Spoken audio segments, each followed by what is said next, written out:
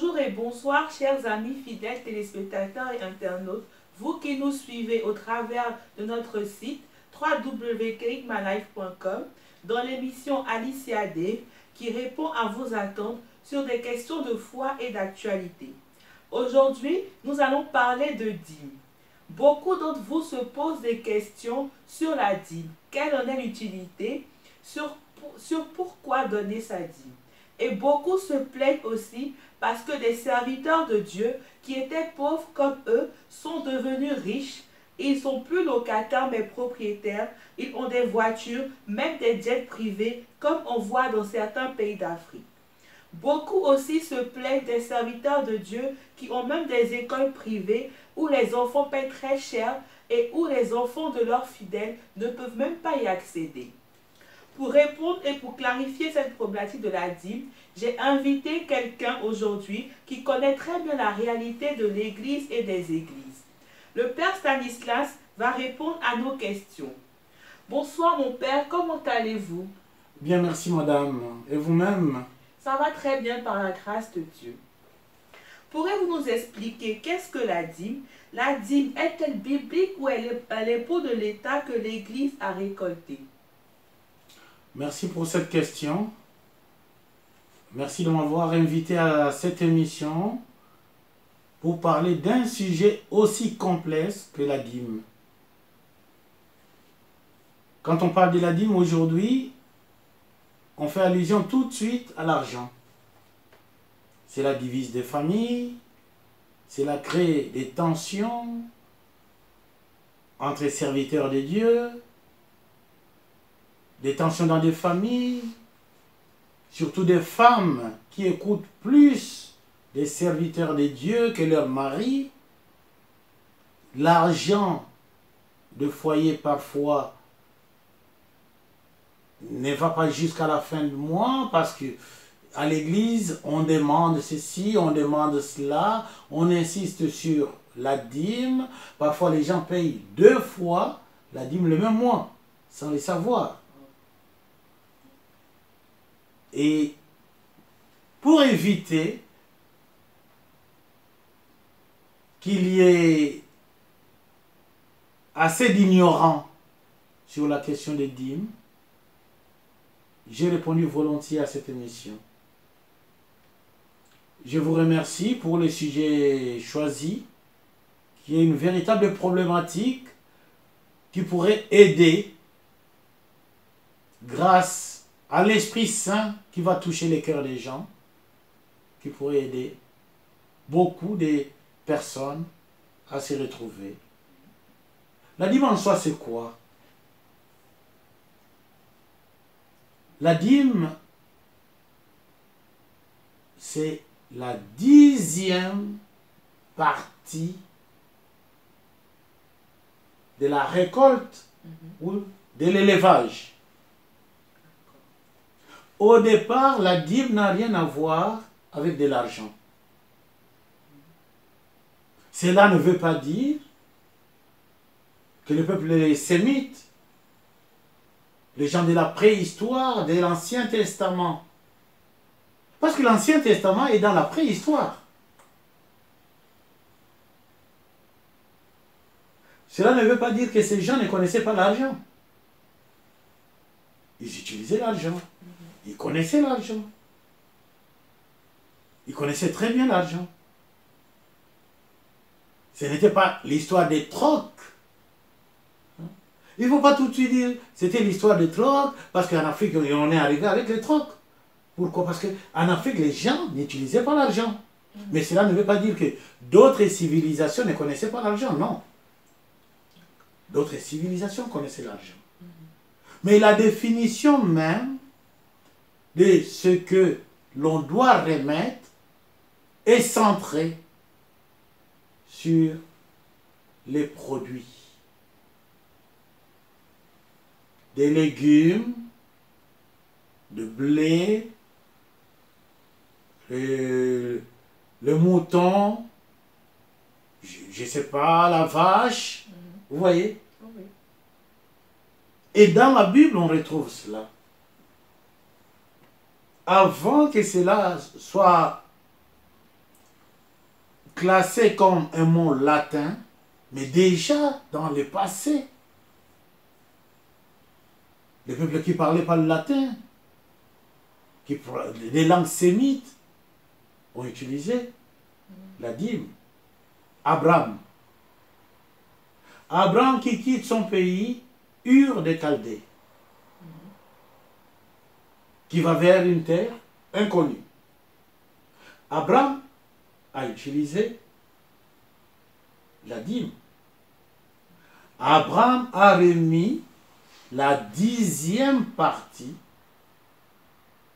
de ses récoltes à Melchisédek, le grand prêtre. Le pain et le vin. Il remet au sacrificateur. Il est Abraham. Il n'est pas encore Abraham. Donc vous voyez que c'était dans les habitudes, dans la pratique de vie des gens, des personnes qui allaient vers les sacrificateurs, qui remettaient les fruits de la terre, parce que c'était dans les habitudes. Pour sacrifier à qui? À Dieu. Abraham remet à Melchisédek, non dans son pays d'origine. Mais il est déjà sorti de ce pays. Je préfère parler avec les textes. C'est mieux. Nous sommes dans Genèse 14. Genèse 14 au verset 18. Au verset 17, on nous dit, le roi de Sodome s'avança vers la vallée de Chavé, c'est-à-dire la vallée du roi, à la rencontre d'Abraham.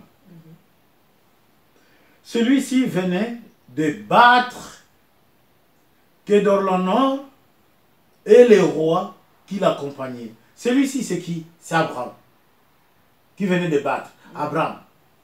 Non Abraham, parce que là, il est encore Abraham.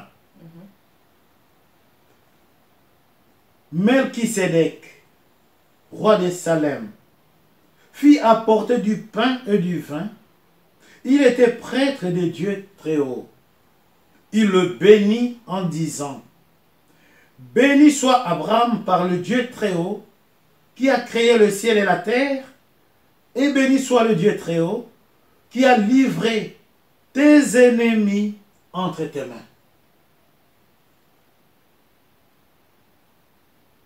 Abraham vient de battre, vient de gagner. En signe de remerciement, il apporte le pain et le vin. Mais plus tard, là j'en parlerai parce que quand les gens viennent me poser, Père, je vais faire, je dis, achète soit l'hostie ou le vin de messe. Pourquoi je dis ça aux gens?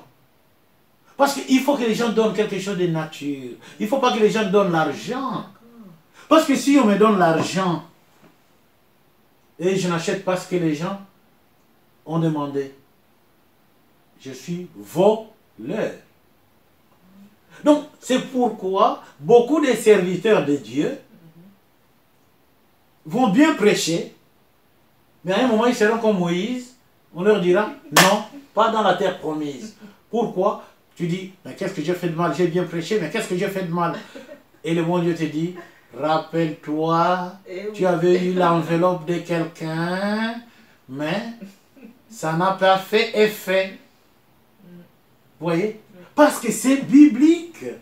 Si nous prenons Abraham, notre père dans la foi, il a remis la 10e part. Donc, dîme ne veut pas dire donner à tout prix de l'argent. Non. On peut remettre l'argent, sachant que cet argent doit acheter quelque chose. Je donne, je dis, bon, voilà, je donne l'argent pour acheter, je ne sais pas, un pot de peinture. Mais il faut qu'on achète le pot de peinture. Si je viens, je vois que c'est toujours pareil. Il n'y a rien de changé dans cette église. Ça me pose question. Je dis, qu'est-ce qu'ils ont fait de cet argent? Parce que ce n'est pas la définition, la destination de l'argent. La destination de l'argent, j'ai dit, pot de peinture. Parce que je n'ai pas eu le temps d'acheter cela. Donc je vous fais confiance. voilà, la dîme est dans la Bible. En dehors du livre de Genèse, il y a le livre de Deutéronome qui en parle. Souvent, moi, j'aime pas trop parler de Malachie. Malachie, c'est vraiment, moi je dis, c'est ce verset que les voleurs ont pris pour s'accrocher. Mais il y a là, au début de la Bible, le livre de Genèse, parle de dîmes. Pourquoi on ne parle pas de Genèse, mais on parle toujours de qui? De Malachie. Mais parlons d'abord de Genèse. Parce qu'après Genèse, il y a Deutéronome qui parle de ça. Mais pourquoi? Bon, je vais vous lire Deutéronome. Deutéronome nous dit ceci. Au chapitre 14, verset 24. Moi, je prends à partir du verset 22. Les dîmes. Tu prélèveras chaque année la dîme de tout ce que tes semailles auront produit dans tes champs. La dîme de ton froment, de ton vin nouveau et de ton huile fraîche. Le premier-né de ton gros et de ton petit bétail, tu les mangeras devant les seigneurs ton Dieu, au lieu qu'il aura choisi pour y faire demeurer son nom. Ainsi tu apprendras à craindre les seigneurs ton Dieu tous les jours. Donc grâce à ta dîme que tu as donnée à Dieu, au lieu de terminer, parce que là nous sommes dans l'Ancien Testament, le lieu de terminer c'est le temple de Jérusalem. Parce que c'est dans le temple où il y a des Lévites, où il y a des prêtres, où il y a tout le monde qu'on trouve dans le temple. Mais le lieu aujourd'hui, quand quelqu'un va avec sa dîme, c'est à l'église. On encourage, on dit aux gens, venez avec vos enveloppes de dîmes. Mais non, ce n'est pas d'abord les enveloppes de dîmes. Mais disons la vérité aux gens. Pourquoi? Parce que moi, je n'ai pas envie de prendre vos enveloppes. C'est me donner du boulot, ça. Vous me comprenez? Oui, oui, je comprends. Donc, revenons à l'essentiel. Si la personne n'a pas le temps, la personne vous remet l'enveloppe en définissant très bien ce pourquoi il donne l'enveloppe, ce pourquoi elle donne l'enveloppe. Vous n'êtes que la passerelle, le pont qui prend l'enveloppe pour acheter ce que la personne vous a demandé et offrir ça au Seigneur à la place de la personne. Et on dit, il faut manger pour la crainte du Seigneur. C'est pourquoi moi je disais ce tantôt, quand les gens me posent la question de dîme, j'ai dit, oh, achetez l'hostie ou les vins de messe, parce que la personne viendra communier les dimanches, communier à la messe. Si la personne ne communie pas à la messe, ceux qui vont communier, ce sont les enfants de Dieu. La grâce va revenir chez qui? Chez la personne qui a donné l'argent. Parce que celui qui a communié n'a pas acheté les hosties, mais dira, ah merci Seigneur, heureusement qu'il y a des hosties, je communié aujourd'hui. Oui. Parce que s'il n'y a pas des hosties, il n'y a pas de messe. Même s'il y a les vins de messe, il n'y a pas d'hosties, il n'y a pas de messe. S'il y a des hosties, il n'y a pas les vins de messe, il n'y a pas de messe. Pour qu'il y ait messe, il faut qu'il y ait prêtre, hostie, vin de messe. Vous voyez? Donc, c'est tellement unique. Mais, est-ce que vous comprenez, madame? Oui, je vous comprends. Voilà. Quand vous suivez, c'est biblique. D'accord. Je n'ai rien ajouté, rien retranché. Mais je ne parle pas de Malachie. Parce que beaucoup prêchent sur Malachie pour vider les enveloppes. Et ça crée des tensions dans les foyers. Si vous voulez que je parle de Malachie, oui, je vais parler de Malachie aussi. Il n'y a pas de problème, madame. Merci. Merci, mon père. Mais du coup, j'aimerais savoir, quelle est la différence entre la dîme et l'offrande? Sont-elles pareilles? Non. La dîme, c'est autre chose. L'offrande, c'est tout le monde qui donne l'offrande. Tout le monde. sans exception. La dîme, mais tout le monde n'avait pas des champs, tout le monde n'avait pas d'élevage. C'était destiné d'abord à ceux qui avaient des plantations, des champs, des récoltes, pour venir avec le fruit de leur boulot. À ceux qui avaient de l'élevage, pour venir avec le fruit de leur travail. C'était d'abord pour eux, destiné pour cela. Petit à petit, c'est rentré dans les habitudes avec le Moyen-Âge, quand c'était devenu l'histoire des impôts, la féodalité a primé, bon, les impôts à donner au roi, et à donner à la noblesse, à donner au clergé. C'est là où tout a changé, c'est là où tout est devenu le problème de monsieur tout le monde. Tout le monde doit donner la dîme. Vous voyez? Parce que c'est une taxe, c'est l'impôt. Maintenant, tout le monde doit participer. Et c'est normal que tout le monde participe aux impôts. C'est normal que tout le monde paye les impôts. C'est normal. C'est pour montrer réellement qu'on est citoyen, on doit payer. Si on ne paye pas, on ne doit pas dormir. On doit s'inquiéter. Il y a quelque chose qui ne va pas. Parce que je ne peux pas aller payer sachant que je n'ai pas fini de payer l'impôt. Parce que c'est une dette. Une dette que je me donne moi-même pour les biens de mon pays. Ah mais oui, si mon pays n'est pas prioritaire dans ma vie, le bien-être de mon pays n'est pas prioritaire dans ma vie, ce n'est pas la peine de compter sur le royaume de Dieu. Non, je ne peux pas faire le royaume de Dieu un royaume prioritaire si déjà sur cette terre, je ne suis pas honnête. Qu'est-ce que le Seigneur nous demande à prêcher? C'est la sainteté, le royaume des cieux, mais c'est le royaume des saints que nous prêchons. Le royaume de ceux qui sont honnêtes. Aussi, moi, je ne suis pas honnête. Je veux prêcher pour qui? Pour les autres et moi. Vous voyez, madame? Donc, la dîme, petit à petit, est devenue l'affaire de tout le monde. Mais l'offrande, depuis toujours, c'est la participation. La dîme, c'est la contribution. Je contribue. Je contribue. La dîme, je contribue. L'offrande, je participe. Tu vois, quand je dis je participe, je me donne un devoir. Parce que si je ne participe pas, il y a un vide. Personne ne viendra réclamer ce vide. Mais c'est un problème de conscience. La conscience vient de Dieu. C'est un don. Je contribue. Ma contribution peut être sur les temps présents, sur les temps futurs, sachant que je vais contribuer. Ce n'est qu'une contribution. Ce n'est qu'une contribution. Une part que je donne. Mais participer, c'est un acte que je pose. Je participe.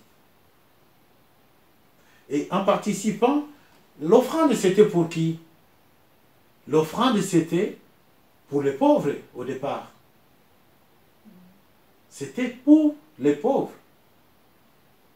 Un pauvre de la communauté de l'assemblée, de la communauté chrétienne ou de l'assemblée de prière qui est dans le besoin, qui vient voir un serviteur de Dieu. Quand je dis des serviteurs de Dieu, c'est dans son ensemble. Les prêtres y compris, les pasteurs y compris, ils sont tous serviteurs de Dieu. Un pauvre qui vient voir un serviteur de Dieu, qui pose son problème.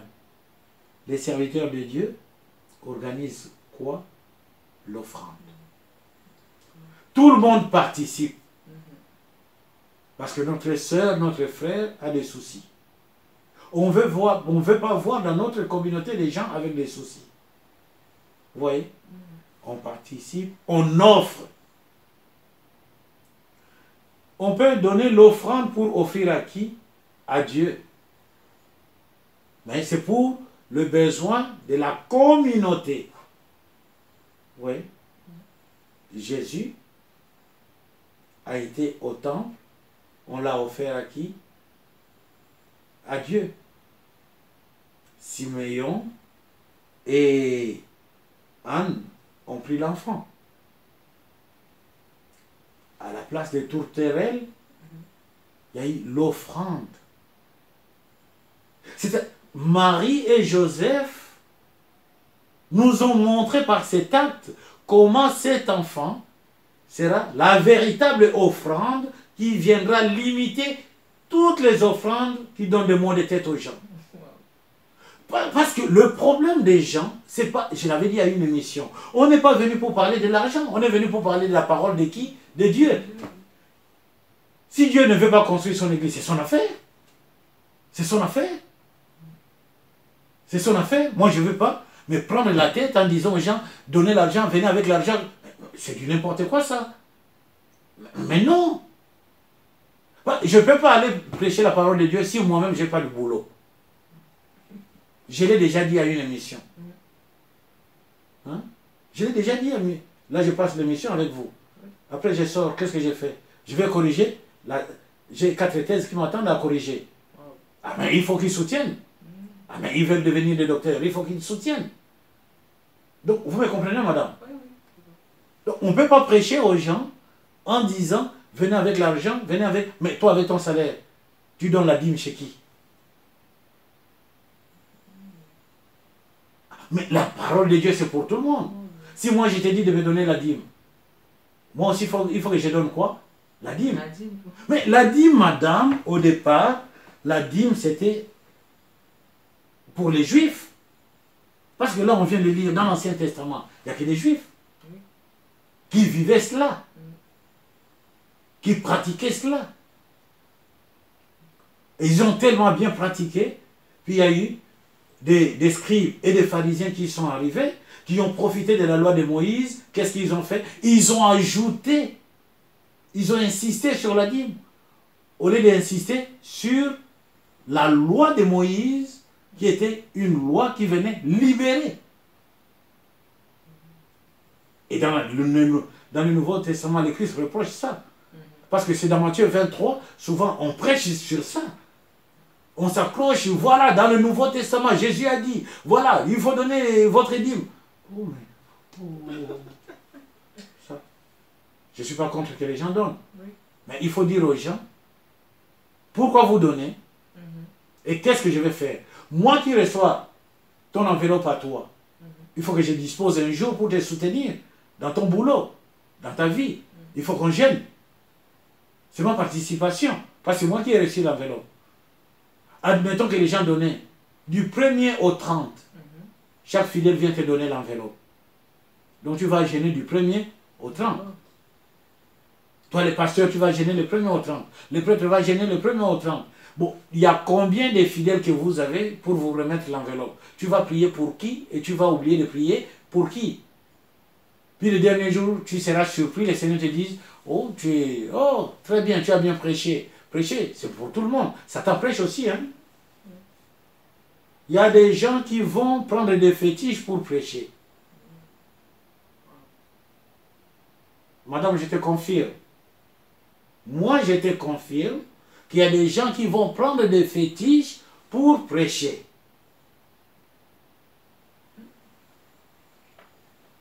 Ils prêchent qui? Ils parlent de Jésus. Le nom de Jésus, il y a beaucoup de Jésus. Hein? Ils parlent de Jésus, mais dans le cœur, il n'est pas.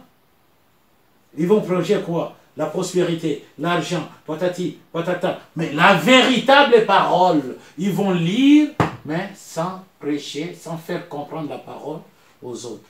Parce que ça ne les intéresse pas. Ce qui les intéresse, c'est quoi? Qu'on leur donne l'argent, qu'ils achètent des voitures, comme tu l'as dit, qu'ils achètent des maisons. Mais ils achètent ça pour qui? Qui est l'héritier? Ils vont dormir très bien dans ce monde et très mal dans le royaume. Parce que dans le royaume, ils n'auront pas de place. Pensons à l'homme riche et Lazare. Est-ce que j'ai répondu à votre question, madame? Oui, mon père. Merci beaucoup. Ça me rassure. Et j'ai une autre question, mon père. Est-il obligatoire de donner sa dîme? si on ne donne pas sa dîme, quelle est la conséquence? Rien n'est obligatoire quand on suit le Christ. On est libre. Le Christ n'oblige pas. Quand on dit obligatoire, madame, vous me faites penser à l'Ancien Testament. Mais le véritable sacrificateur, le Christ, tout à l'heure j'ai parlé, Marie et Joseph l'ont amené, on l'a offert à Dieu. Mais c'est lui, la véritable offrande de notre vie. C'est lui. Il a été offert pour que nos offrandes entrent dans son offrande. Du coup, ce n'est pas obligatoire de payer la dîme. Parce que la dîme, c'était pour les Juifs, c'était pour les pauvres, c'était pour les Lévites, c'était pour des sacrificateurs. Et nous, nous sommes, dans le sang du Christ, nous sommes qui? Des sacrificateurs. Nous sommes des sacrificateurs. Tu participes au sacrifice du Christ. Je participe au sacrifice du Christ. Nous sommes des sacrificateurs. Donc personne ne peut prendre la dîme de l'autre. Personne. Tu viens avec ton enveloppe, c'est-à-dire tu me demandes d'acheter ceci, et j'achète, tu dois être au courant que j'ai acheté. Ma soutenance à moi, c'est de dire, bon, madame, je vais te soutenir, monsieur, je vais te soutenir parce que tu as donné. Dis-moi, nous allons gêner, quel jour, qu'est-ce qu'on va faire, quel type de gêne. Parce que si on prend les médicaments, on va manger. Mais on fait un autre type de gêne. Vous voyez? Ça, c'est volontairement. Tu es venu volontairement avec ta dîme. Si c'est destiné aux pauvres, parce que la dîme, dans l'Ancien Testament, après les Juifs, c'était destiné à qui? Aux pauvres. Les veuves, les orphelins, ce sont des pauvres. Mais nous avons aussi des pauvres dans nos communautés. Tout à l'heure, dans votre introduction, tu as dit dans l'introduction que ils ont des écoles, mais les enfants des fidèles n'arrivent pas à fréquenter dans ces écoles. Du coup, ils ont fait des écoles des élites. Parce que c'est des écoles qui coûtent cher. Bon, on fait des écoles pour qui? Parce que pour faire cette école, qui a donné l'argent des dîmes? Ce sont des fidèles, non? Oui. Qui ont donné les offrandes? Des fidèles, non? Maintenant, on fait quelque chose à l'encontre des fidèles qui ont donné leur argent. Ça ne va pas. Mais moi, si moi je suis dans cette église-là, vous faites votre école, moi je suis incapable de mettre mon enfant dans cette école, je quitte l'église. C'est clair. Je viens, première prédication, tu me parles d'argent. Deuxième prédication, tu me parles d'argent. Surtout, sachant que ce n'est pas toi qui m'as donné le travail. J'ai souffert pour trouver mon travail. Moi, je viens pour prier. Toi, tu commences à me parler d'argent. Dieu et l'argent égale combien? L'argent, c'est maman. Nous avons tous besoin d'argent. J'ai dit, mais moi j'en ai besoin. On a tous besoin d'argent. Mais pourquoi faire? Il ne faut pas dire que j'ai besoin d'argent. Il faut dire, mais qu'est-ce que je vais faire avec cet argent? Qu'est-ce que je vais faire avec? Qu'est-ce que je vais faire avec? Moi, ma plus grande préoccupation, comment aider les orphelins. Comment aider? C'est ça là. Comment aider les orphelins? Ces enfants, ils sont orphelins. Ce n'est pas de leur faute. Ce n'est pas de leur faute. Ce ne sont pas eux qui ont tué leurs parents. Vous voyez? Qu'est-ce que je peux faire pour les orphelins? Pas pour les veuves. Hein? Les veuves font partie des pauvres. C'est bien. Les veuves font partie des pauvres. Qu'est-ce que je vais faire pour les orphelins? Si une communauté chrétienne ne se pose pas la véritable question sur l'avenir des orphelins, moi je quitte votre église, hein. Je ne viens plus. Même si vous prêchez très bien, ce n'est pas ta prédication qui va m'amener dans le royaume des cieux. Hein. Je ne viens plus dans ton église. Pour moi, moi j'ai mes critères à moi. Vous comprenez, madame? Oui, oui, J'ai mes critères à moi. Je viens pas parce qu'il prêche très bien ou il prêche mal. C'est pas mon affaire. Moi, je viens parce qu'il y a une communauté qui prie. La foi des autres va me soutenir. Puis je regarde. Ah, on s'est limité à la prédication. Oui. Oh, il n'y a pas l'hostie. Il n'y a pas les vins de main. Oh, Jésus ici est compliqué pour venir. Hein. Ce qui me rassure, moi, que Jésus est là, il n'y a que l'hostie, le pain et le vin. Là, je suis sûr que lui-même, il est là. Il viendra me pardonner, il viendra, bon, très bien. Vous voyez? C'est ce qui me rassure. Merci, madame. Merci, mon père. Mais est-ce qu'un étudiant qui reçoit de l'argent de ses parents tous les mois peut faire sa dîme? Moi, je dirais l'étudiant doit faire l'offrande. La dîme, l'étudiant ne travaille pas. C'est l'argent de ses parents. Les parents peuvent donner la 10e part de leur salaire. Si l'étudiant estime qu'il veut engager un serviteur de Dieu à le soutenir dans la prière, parce qu'il veut donner quelque chose pour la communauté, c'est un geste qu'il veut faire à la communauté. L'étudiant est libre de le faire. L'étudiant est libre de le faire. Mais l'étudiant ne peut pas le faire, donner la dîme sans dire au pasteur ou au prêtre ou je ne sais pas à qui, les jours où on pourra prier ensemble, les jours où on pourra jeûner ensemble. Qu'est-ce qu'on va faire avec cet argent? Si lui dépense cet argent, mais tu le bloques dans son processus spirituel. Tu viens contribuer au péché de quelqu'un. Est-ce que vous me comprenez? Oui, je vois. J'ai suivi un enseignement, pas un enseignement, un témoignage. Il y a quelqu'un qui dit, ah, moi je ne savais pas qu'un jour, je vais sortir dans le boulevard en voiture, les gens me voient, je klaxonne.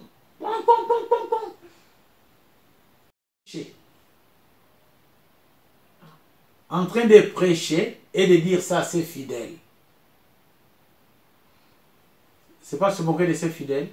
C'est clair, c'est... Mais pourquoi tu es allé à l'école? Mais c'est pour préparer ton avenir. C'est pas à l'église que tu vas préparer ton avenir. C'est pas possible.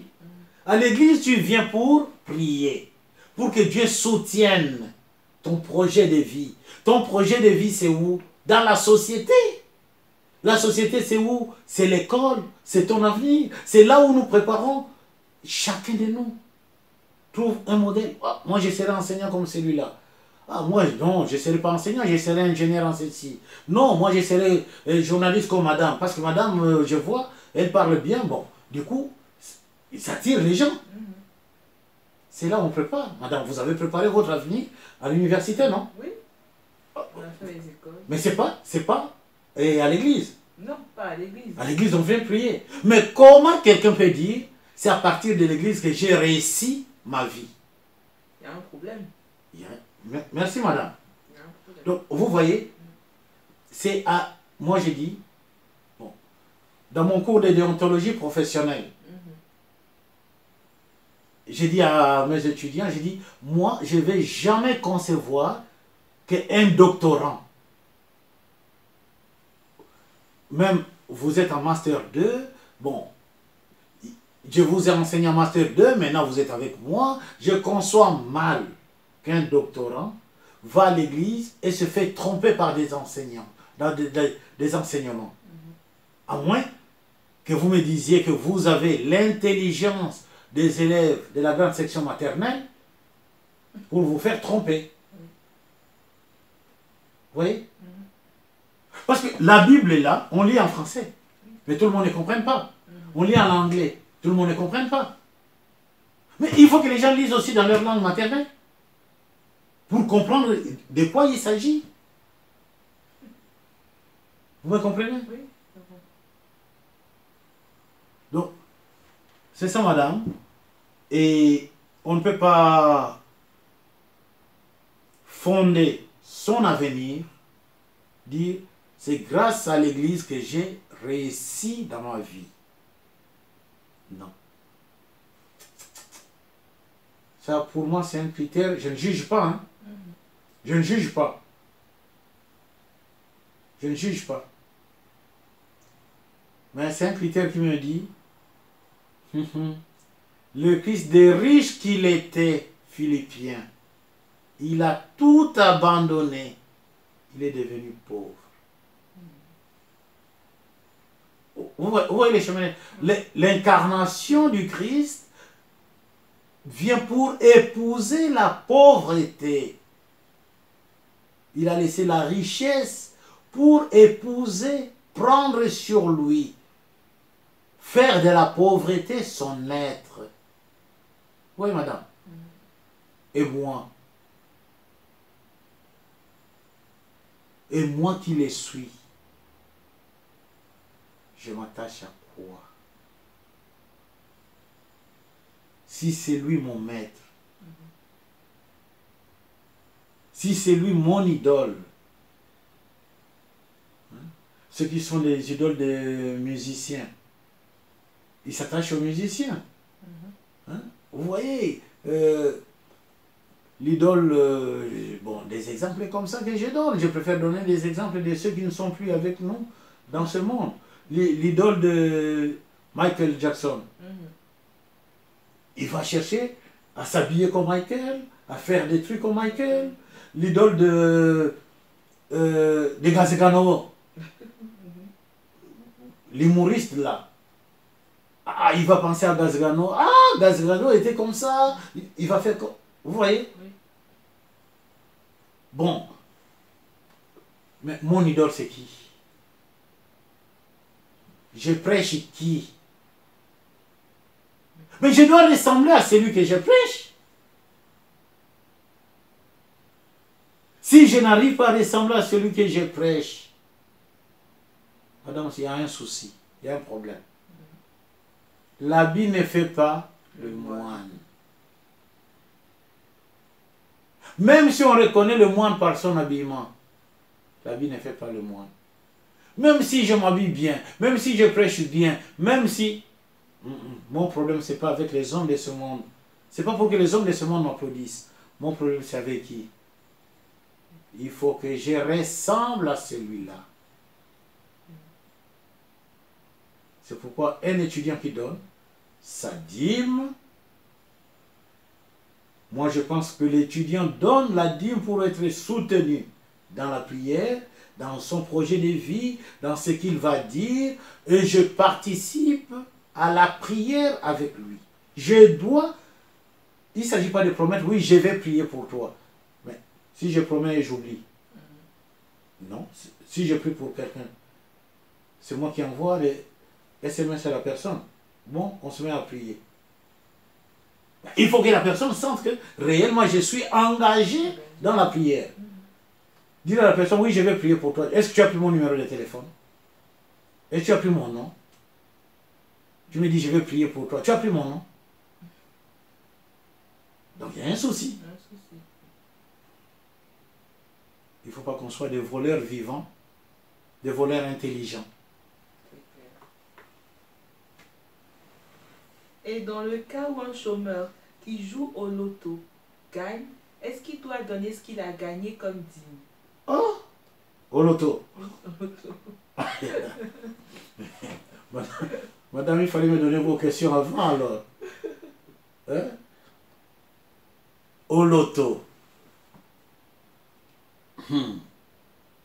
Madame, vous dites bien qu'il est chômeur. Oui, il est chômeur. C'est qu'il n'a pas de salaire. Oui. Il a joué au loto. Oui, il a joué au loto. Il a gagné le loto. Mais cela ne veut pas dire qu'il va gagner tout le temps. Oui.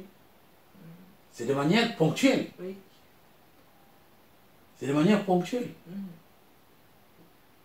Moi, je ne réponds pas sur le problème de conscience si jouer au loto c'est bien ou mauvais. Mais non, moi je prends la question telle. C'est pourquoi je vous dis, il fallait me donner la question avant pour analyser tous les aspects de la question. Du coup, je ne pose pas de problème de conscience. Je réponds à la question. Moi, je dirais, ce n'est pas quelque chose d'habituel, c'est de ponctuel. L'offrande partirait, il ferait l'offrande. L'offrande, dans ces cas, moi, je souhaiterais à quelqu'un qui gagne de manière ponctuelle son argent, bon, vous m'excusez. Mais moi, je dirais à la personne, bon, écoute, vous avez gagné de manière, au lieu de donner à l'église, allez remettre votre argent, et là où il y a des orphelins, là où il y a des personnes sans abri, vous voyez, j'oriente la personne. Non, je donne à l'église. Non, ne donne pas à l'église. Va rencontrer ceux qui vivent la même expérience que toi. Un sans-abri, c'est une personne qui se pose des questions de la même façon qu'un chômeur. Parce que le chômeur, il peut avoir la maison, en se posant des questions, si je n'arrive pas à payer, je deviendrai un sans-abri. Je préfère que tu rencontres ceux-là, tu dis, bon, voilà ce que j'ai fait. On partage le peu que j'ai gagné. Bon, si tu veux donner à l'église on donne l'offrande, hein, qu'on appelle la quête. Ça, c'est ton affaire. Mais moi, au moins, j'étais orienté. Voilà ce que je peux dire sur la question. Pour finir, pourquoi est-il si important de donner sa dîme et quels en sont les bénéfices? Il est important pour celui qui dit, il est important que je donne ma dîme. D'accord. Il est important, pourquoi? Parce que celui qui dit, je donne ma dîme, a confiance que j'ai besoin de la soutenance de prière d'une telle équipe. Ce ne sera pas ma prière. Le problème que je vais poser, c'est un problème qui va passer par la prière. Dans ce sens-là, je dirais, la personne estime que c'est vraiment important. Vous me comprenez? Oui. La personne estime que c'est important. Ce n'est pas avec la dîme qu'on construit sa maison dans le royaume des cieux. C'est avec l'offrande. Parce que l'offrande, c'est pour tout le monde. Et la veuve aussi donne sa part. Le Christ dit, la part de la veuve, c'est la meilleure part. Ça, c'est l'offrande. Tout le monde participe. La dîme, c'est un problème de personne. J'ai réfléchi. J'ai dit, je dois donner. Je donne pour qui? Je donne pour que ma communauté en prière puisse en bénéficier spirituellement. À travers cette communauté, je reçois la grâce. À travers l'équipe de soutenance en prière qui a pris la dîme, je suis soutenu dans la prière. Mon intention de prière n'est pas la mienne limitée à mon niveau, ça devient l'intention de prière de l'Église qui me soutient. Du coup, ça débloque la situation. Merci mon Père d'avoir répondu à toutes nos questions. Nous remercions également tous nos internautes qui nous écoutent depuis l'Amérique, surtout vous qui êtes à Boston, Théophane et Laurel, vous qui êtes au Canada, Delvaux et Valentin, et Innocent Tiala, vous qui êtes en Asie, en Europe, sans oublier la sœur Michel et monsieur Patrick qui sont fidèles à cette émission, et vous qui êtes en Afrique. Un grand merci à nos bienfaiteurs, Madame Audi et Madame Essé à Abidjan, Madame Ossi Pouchéry, Monsieur et Madame Bolé à Brazzaville, Mademoiselle Nélissa Saboga à Pointe-Noire au Congo, ainsi qu'à tous nos donateurs. Merci mon Père. Merci beaucoup. Merci Madame. Merci, avec plaisir. Avec plaisir. Merci. Merci.